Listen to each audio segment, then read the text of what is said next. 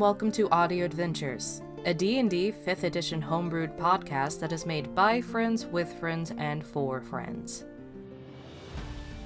Last time with our Wandering Vanguard, they suited up, grabbed their magical items, and prepared for the Scrynet Gala at the Darrow Estate. Will Tibble be able to meet his father finally? Will Redguest turn on the party? Well, we can't find out if we stay here. Now, let's hop into the portal. Audio Adventures is a D&D 5th edition homebrewed podcast and may deal with triggering themes at times. Viewer discretion is advised. Trigger warnings can be found in the description. Let's play some D&D, guys. The last time with our Wandering Vanguard, it's been a while. And a hot one. It's exactly right. You all had some downtime to accomplish some of your individual goals. You all also learned that time might work differently here in the Feywild. A day here might equal a month or so back on the material plane. Possibly. Then, you all suited up in your various nice suits and were collected by Alan Alfgos, the butler of the Darrow family, and were whisked away in the floating carriage. We start in your final moments above the clouds in the starry night sky. You all look out of your perspective windows to see several flying carpets with giggling nobles and carriages zooming past with their own prospective butlers in tow. In the distance you see the illuminated estate, the large illuminated estate of the Darrow family drawing closer. You have a couple more moments before landing. Is there anything you would like to do? It's not as impressive as my own. Wow, no comments? Oh, okay. No, Tibral's like freaking out on the inside, trying to keep cool. I don't know how well, probably not very well. Didn't expect I'd be seeing my family so soon. Oh, wow, I'm excited and nervous. Understandable. Yeah. I mean, it's been 8 years since I've seen my dad. And meeting now grandparents and cousins and uncles and aunts I never knew I had. And also not a big city guy, so hopefully it goes well. Well, I mean, it's just a party. I wouldn't expect anything to really go wrong. Would you believe me if I told you like this is the only party I've been to? Really? I've never been a party animal. I've always hung out at the apothecary.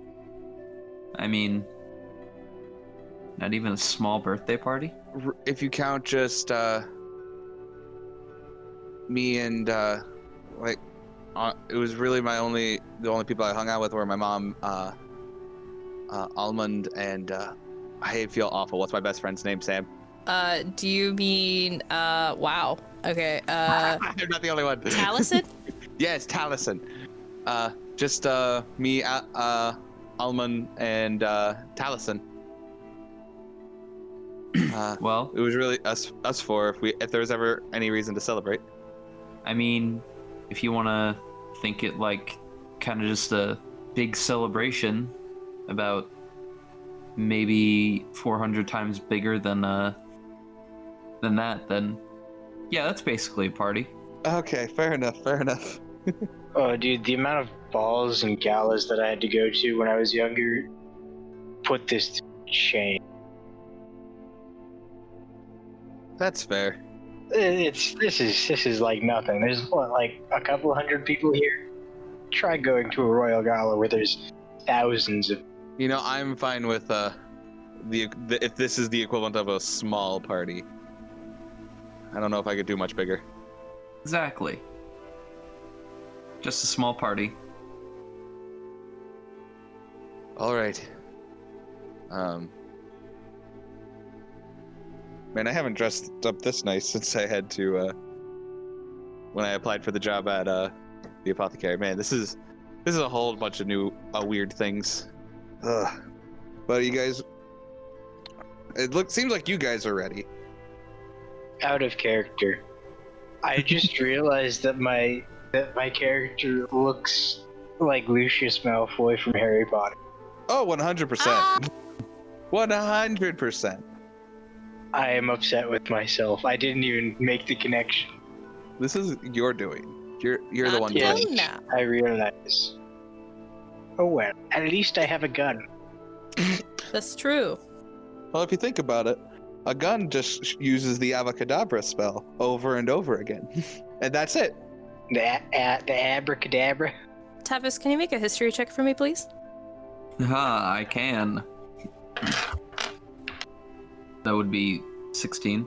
You remember going to galas like this when you were more of an agent and less of a desk duty guy, doing scribe work for the order. But you remember going to sort of galas like this when the Darrow family wasn't as large. You attended with Tresheth to a couple, and you know that often, more than not, several officers from the Order are invited to attend galas such as these. Remembering this, do I have anything? I don't know if I should. You know what? I'm just gonna roll with it for now. I'll do nothing about that. I'll just kind of relax. All right. Sam, would Yes. would my family have gotten any information from Feywild about the galas here, or just any information about anything from here that would be relevant? You would know just right off the bat that Reginald had some dealings with the Feywild before. And one time when he actually went to the Feywild and came back, he seemed much more buff than before. You had some dealings with a certain family. Let me get them up. Excuse me. Okay. You have had some dealings with the Torzana family. They're shipping materials and such. Tor. Zana. Okay, and they were shipping out of Feywild. They ship they ship across the Feywild and sometimes out of the Feywild. But with you, your family's connection to them, they shipped you some materials that can only be found in the Feywild for certain activities. Okay. Yeah. Okay. Good to know. Yes. All right. So in your final moments, you see the estate of the Darrow family starting to draw closer and closer. Alan leans around to like an open sort of like porthole, so he can yell into you. We will be coming up to the estate in any moment. Prepare yourselves. The whole carriage, you guys kind of like sink back into your seats as the carriage accelerates. You see that this estate, multiple story high, sort of white sandstone outside with like pale gray tiles going up and like there's towers off every so often. Some of the building are only 2 levels high. Some of the building off in the distance are 3 levels high. It would look pretty chaotic, but for some reason it doesn't. And you all see as you get up and around and start to descend down into the courtyard of the Darrow estate, several flying carpets being jettisoned off with other butlers from the Darrow estate as elven women and men are get off the carpet and lead themselves in their very fine and fancy dress up into the estate. And you guys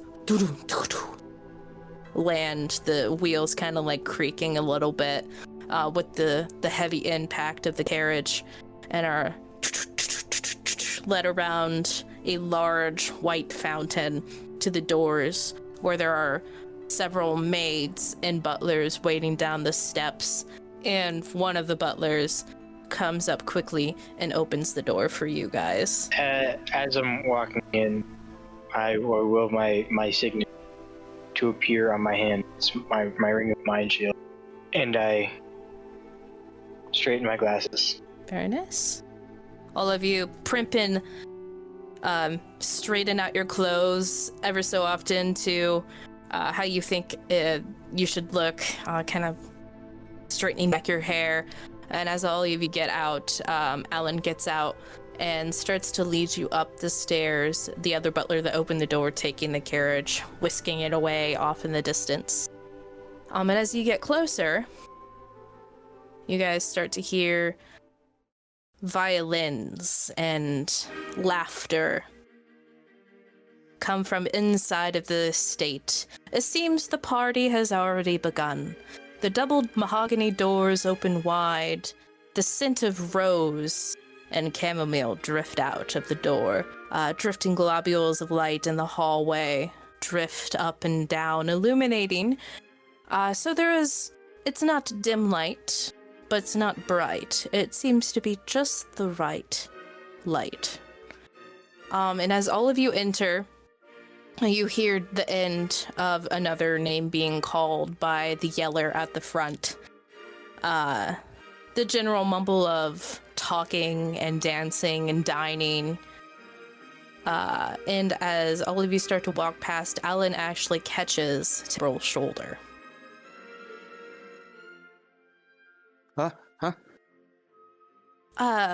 Pardon me, young Master Tibral, but before you enter the party, Darrow Sr. would like to have a word with you. Yeah, alright. Yeah. Thank you, sir. I'm gonna follow him. And he looks to the rest of the group. The rest of you may enter the party and dine and be festive at your own wish. Thank you all. And he turns to leave with Tibral. I follow him. So we're gonna cut over to that in a second. The rest of the party, so Nyx, Tomb, Redguest, and Tavis, all wander up. And you see, as you enter into this large white marble stone floor ballroom with a grand staircase off in the very end of the room leading up to a second floor, where there is a balcony where several people are up there with crystalline glasses, drinking out of them, talking, being merry.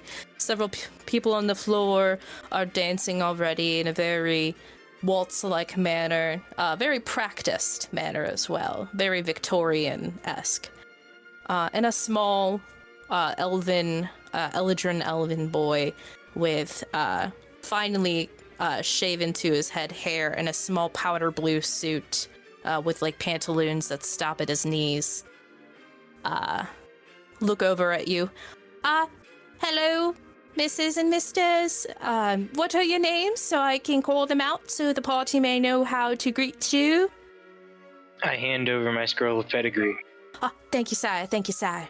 And he unscrolls the big pedigree scroll, and all of you hear, Nyx with fire red bright eyes, Count Nyx of the country of Avada. Scrolls it down and hands it back to you, bowing. I take it and I go and I start mingling. Very nice.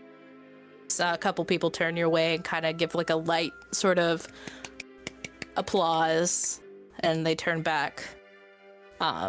Next up in the line. Out of character, I'm trying to decide whether or not to give a fake name or to lie, but I don't know what the better option would be. I got you. I got a D2. Heads or You do? tails? D2. Just like yesterday. Yeah. Heads. It was heads. So What does that you're mean? gonna give a fake name. Okay. All right. Well, how may I address you? Altir Denfrillion. All right, roll a deception check. DC is very low. Oh my. Oh no, I'm doomed. Okay, deception. Okay. 11. All right. Altir Den Frillian? Yeah. Okay. Altir Den Frillian, any more to the title? Countess, Duchess? Just Altir? Just, yes. Oh, all Just right, all Altir. right. Sorry, sir. I just have to ask. Some people really don't like it if you don't count them by Countess, Duchess. You know the drill. And he turns and he says, Altir Den Frillian. That was Sam messing up. And several people kind of slowly turn and slowly clap as no title has been called, and they quickly go back about their business. You can kind of see that the amount of tension that they turn towards you kind of goes with your title. As Nyx has gotten a lot of airtime, and people looked and turned, and then gently went back to their talking instead of briskly. I am, going to follow Nyx. All right, and I believe next up is Red Guest, and he just says, "You may call me Red Guest of country of Ivada," and the kid goes, "Yeah, all right, Red Guest of the country of Ivada," and Red Guest kind of quickly makes his way after everyone. And Tomb writes down several words and shows and turns his journal towards the child. Oh, all right. And that's it. And Tomb awkwardly shuffles away into the party. I will say whoever wants to make a perception check may. I got this. Not necessarily I got this, but I'll try. 13. 13? All right. As you enter the party with the 13 Nyx, you look around the room. You see several people of note. Several people are in very fine dress. Sort of the corset. The styles ranging from Victorian-esque to Baroque to modern. It's really just how they feel like dressing. You see many men in coattails. It seems that you fit in very well here. And you look around and you see over by the punch over the grand staircase, off to the left of the grand staircase towards the end of the room. You see an elven woman with light white skin, tall, seems to be a woman, but dressed in sort of militaristic coats and garb. She has very golden hair that is off to one side and cut to where just her jawline begins, and the other side of her head is shaven. Can I see her eye color? Right now, you cannot. Okay. Well, if anybody's looking at Nyx, he gets even whiter. He goes very pale because this reminds him of a family member, and he doesn't like really thinking about his family because he's a very selfish person. So, Gotcha. She is standing very rigid with a single glass of champagne in her hand. Looks to be very wallflower, just looking out at the party. Looking over, you see another woman off to the side talking to, she's a tall woman in sort of like Morticia style, black sleek dress that goes to the floor in a sort of train circle around her. Raven feathers decorating her dress every so often, and black straight raven hair. She is talking and giggling, much against her aesthetic that you think that she would be like, to a short, portly man. And elves really aren't portly, but he very poorly. He has a large stomach, blonde, long hair tied back into a ponytail, a mustache, bright, clear blue eyes, and a lot of golden clothing. You see them talking off to the side. Several other unique individual elven company talking amongst the swath. But those are 3 individuals that stick out to you as you walk into the party. Okay. I would like to maneuver myself around where I can see the military lady's eyes.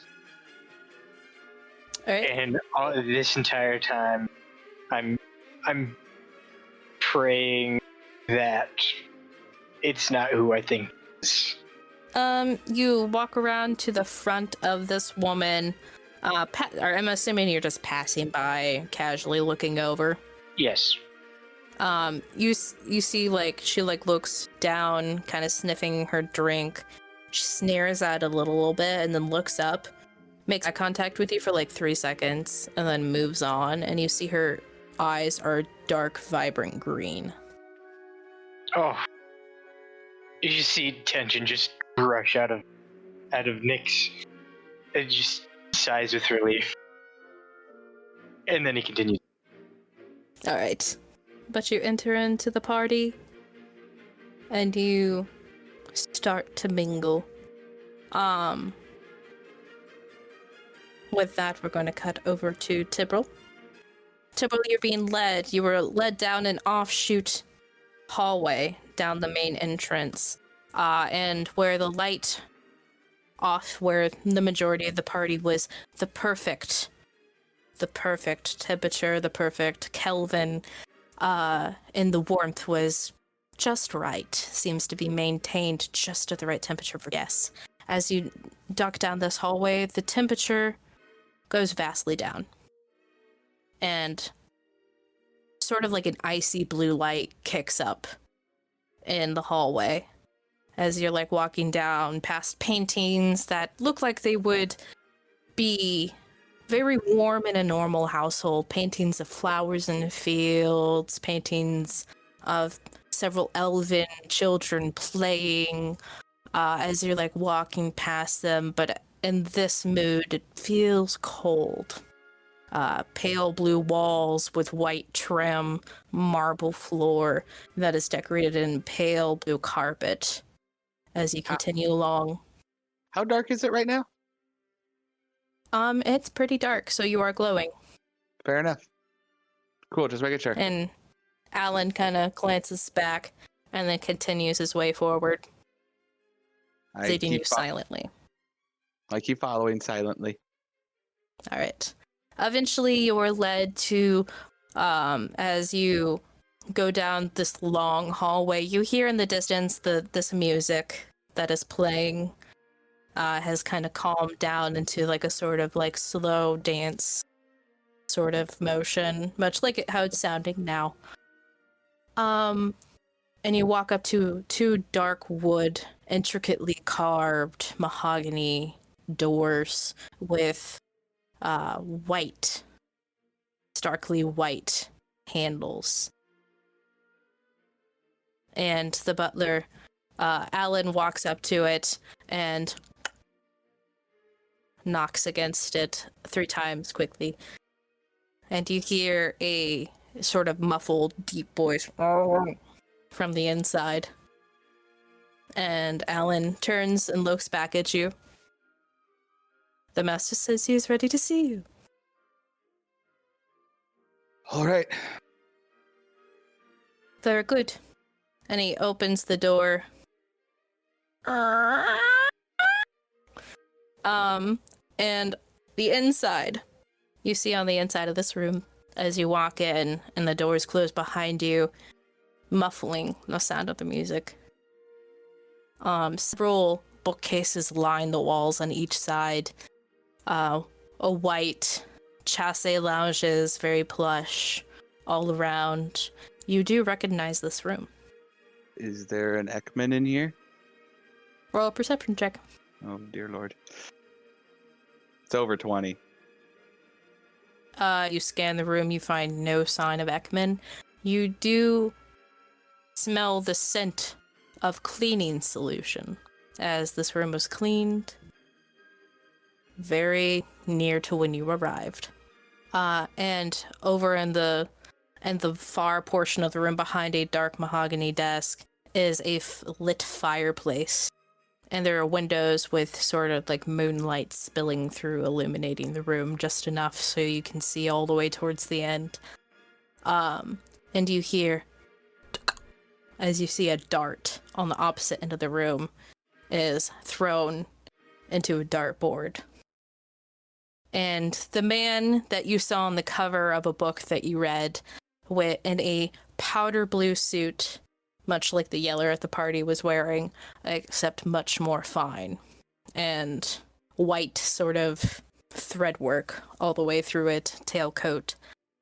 Slick back, black hair, peppered white. Looks very much like an older version of your father, is casually just standing with several darts in his hand. He's just throwing darts into the wall. How far away from him am I? I would say this room is more long than wide. So I'd probably say about 50 feet. Okay, I'm just going to start walking forward. All right. As you make your way around the room, Almond Sr. does not turn towards you. He simply continues to throw darts. Once I get to about, 15 feet, I'm going to stop and ask, Almond Senior? One more dart is thrown, sticking into the wall. And you see his face elven faces don't wrinkle, but you can see that he has the very faint lines of wrinkles beginning on his face. And you see and you look towards him, and he has bright red eyes that just kind of pierce into you. Daddy? Dad? Yes. The supposed grandchild. Supposed indeed. If you don't mind me asking, but would my father, Almondaro Jr., be here? He will be here for a short while, then he has to go and take care of business for the upcoming show he is but run, which I believe a ledger came across my desk not a couple days ago that I saw the name Darrow into the show. Yes, I entered. Interesting. You do know it's a death show, correct? I do, sir. What is your intention? Throwing your life away? Actually, no. It's to save another. Save another. My mom is very ill, and I'm here honestly to try to find answers. And I followed my dad's journal, and it led me to a dragon's lair, I found his bag there, and then the golden snapdragon came up, where it is told to heal any sickness, any disease. Ah, interesting. What a lively story, Vleed. Your mother is ill? Yes, very much so. Been for as long as I can remember. Did my father never mention anything about my mom? No, I can't say he did. And he turns his back towards you and starts walking towards his deck, placing down his darts. Can't say he mentioned you either. He didn't mention anything about what happened. He came back, said that life wasn't for him. He embraced this life of showbiz. And thus my prodigal son returned. I was hoping to hear a different reason for him being gone so long, but honestly, to be fair, I'm not too surprised. Why aren't you surprised if you think this is your father? Well, I only knew him when I was young. My mom told me so much about him, but for our time, it's been going on 20 years. Probably Your time being in the material plane, correct? Correct. His hands, his back still to the back of you with his, he now is leaning on his desk, looking down. Interesting. If you don't even know if this is your father, and your mother's sickly and ill, I'm assuming your intentions are here to get money out of us to pay for her medical expenses. No, honestly, I just wanted to make sure my dad was alive, and then get that golden snapdragon and leave. Or a persuasion check. Nat 20? There's a moment of silence as you utter these words to him. And you see his head bobbing up and down for a moment like he's shaking his head. All right, I believe you. And he turns around and his entire stature becomes much more welcoming and upright. Well, what if I gave you the golden snapdragon and sent you on your way? I'm assuming that I want to be able to see my father at all. How do you even know he's your father? Your mother could have just heard of the tales of the Darrow family, or there might be a Darrow in the material plane that ran off. When he says that, I'm going to pull out my soul knife and make it look like my dad's sword. I was told only one other person had a sword like this. He looks at it. And I'm going to make it dissipate. My son has never done anything of that sort. I only ever knew of one man who was a soul knife like me. And that was my dad. I'm sure it must be your real father then, because no one here can do anything of that sort. Tip will make a perception check. Perception or insight?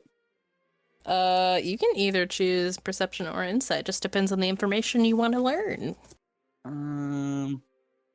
I want to know if he's lying, mainly, and I have a higher thing than that. 9. He seems on the level. He's smiling. He seems genuinely trying to make this deal for you to help out your mother. I mean, if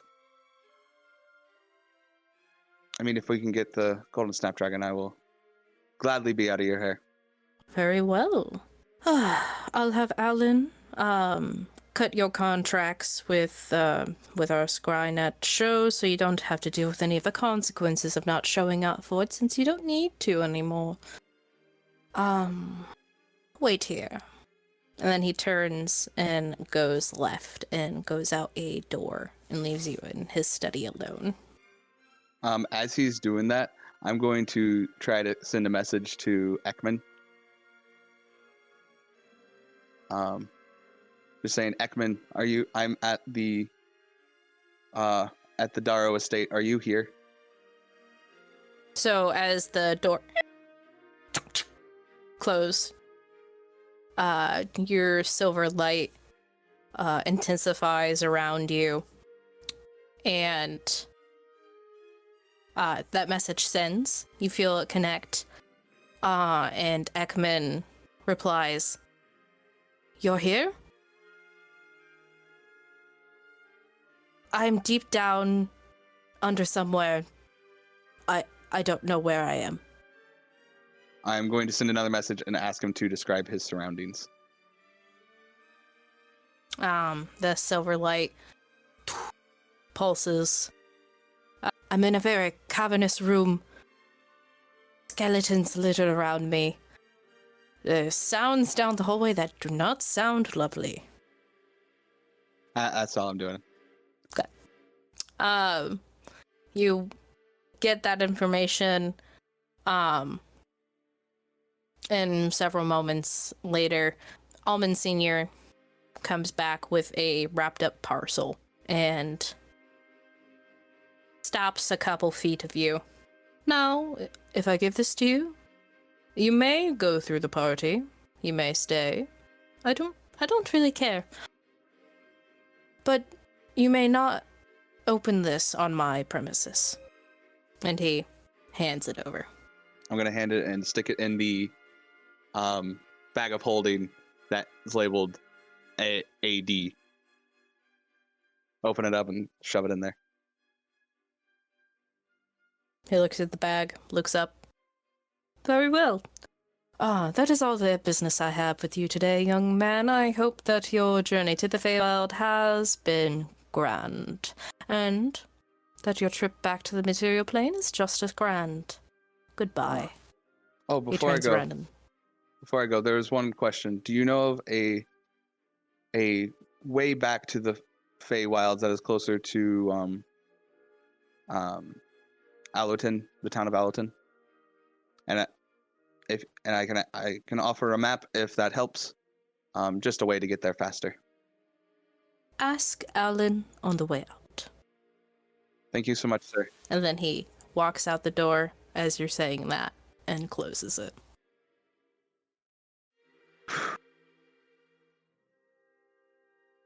Is Alan standing next to me still, or no? Alan did not follow you into the room. Oh, okay. I'm gonna walk back out to the door,